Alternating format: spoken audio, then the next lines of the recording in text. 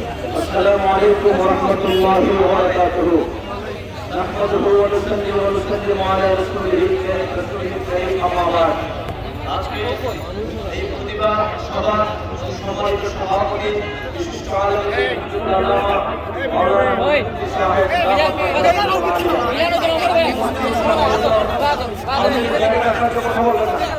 আমরা এখানে উপস্থিত হয়েছি আমাদের মুসলমান ভাইদের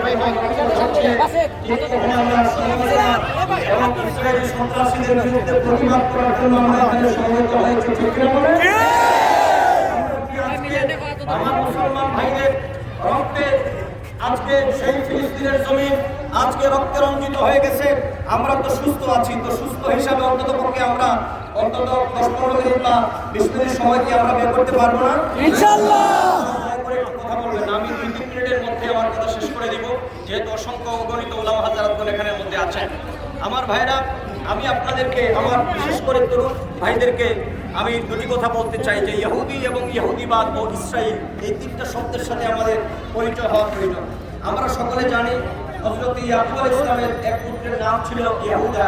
পরবর্তীতে বনী ইসরাইল বংশের একটি অংশ সেই ইয়াহুদা নামকে অনুসরণ করে তাদের নাম রেখেছে ইয়াহুদ। আপনারা জানেন সেই ইহুদি জনগোষ্ঠী নবী আলাইহিস সালামদের সাথে বিয়াদবি করার কারণে মহান আল্লাহ পাক বলেছেন দরিবাত আলাইহিমুস জিল্লাতু ওয়াল মাসকানা, এই পৃথিবীতে আল্লাহ পাক তাদেরকে লাঞ্ছনা এবং তাদেরকে দারিদ্রতা ফকির বানিয়ে দিয়েছেন আল্লাহ পাক পৃথিবীতে। এজন্য ইসরায়েলের স্থায়ী কোনো নিবাস এই পৃথিবীর কোথাও হয় নাই। আপনারা জানেন এই পৃথিবীতে ছড়িয়ে ছিটিয়ে থাকা ইহুদিরা এই পৃথিবীতে যখন কোনো রাষ্ট্র পাচ্ছিল না, তখন তারা রাষ্ট্র গঠনের জন্য জিয়ন নামক একটি পাহাড়ের থেকে তারা আন্দোলনের সূচনা করেছিল, যে আন্দোলনকে পরবর্তী সময়ে জায়নিজম বলা হয়, বাংলায় বলা হয় ইহুদিবাদ।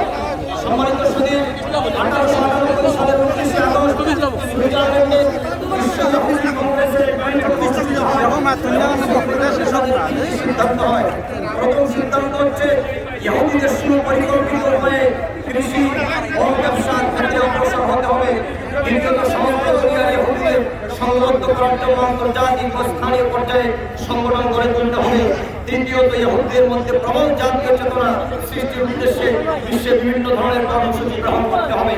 এই তিনটা কর্মসূচিকে তারা গ্রহণ করে আজকের পৃথিবীর প্রায় 95% ব্যবসাকে ইহুদিরা কন্ট্রোল করছে। যেখানে আমার পৃথিবীর মুসলমানেরা ঘুমিয়ে আছে, তখন ইহুদিরা ব্যবসা বাণিজ্য অর্থনীতিকে তারা করায়ত্ত করে গোটা পৃথিবীতে তারা টাকা পয়সা দিয়ে তাদের সেই জায়নিজম, সেই ইহুদি মতবাদকে তারা প্রচার করছে।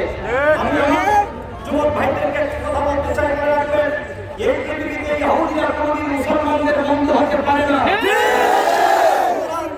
এই ইহুদিরা 1948 সালের 14 মে মার্কিন যুক্তরাষ্ট্রের মদদে তারা ফিলিস্তিনিদের ভূমিকে অধিগ্রহণ করে জবরদখল করে তারা সেই ফিলিস্তিনে তারা তাদের দখল বসতি করেছে। এই ইসরায়েলিরা কোনোদিন ফিলিস্তিনের স্থানীয় অধিবাসী হতে পারে না। সুতরাং তারা বারবার আক্রমণ চালিয়েছে ফিলিস্তিনের শান্তিকামী মুসলমানদের উপরে। আমরা তার প্রতিবাদ জানাচ্ছি, যদিও আমরা যেতে পারছি না। আমরা আজকে সেই প্রতিবাদের অংশ হিসেবে আমরা এখানে উপস্থিত হয়েছি। আল্লাহ পাক যেন কবুল করেন, সবাই পড়েন আমিন। সর্বশেষ একটি কথা বলতে চাই, যখন গোটা পৃথিবী বিশ্ব বিবেকে নাড়া দিয়েছে সেই ইহুদিদেরকে সন্ত্রাসী হিসেবে আখ্যায়িত করছে, ঠিক সেই মুহূর্তে আমরা দেখতে পাচ্ছি আমার দেশে এক শ্রেণীর ঘণ্টাওয়ালা মৌলবী সাহেবরা ইনডাইরেক্টলি ডাইরেক্টলি তারা ইহুদি মতবাদকে তারা সমর্থন করে যাচ্ছে। সব জানিয়ে দিতে চাই যে ইহুদিরা সর্বনিকৃষ্ট পৃথিবীর, যদি তাদের পক্ষে এই স্বাধীন সার্বভৌম বাংলাদেশে কোন মৌলবী প্রকাশ্যে কথা বলে, এই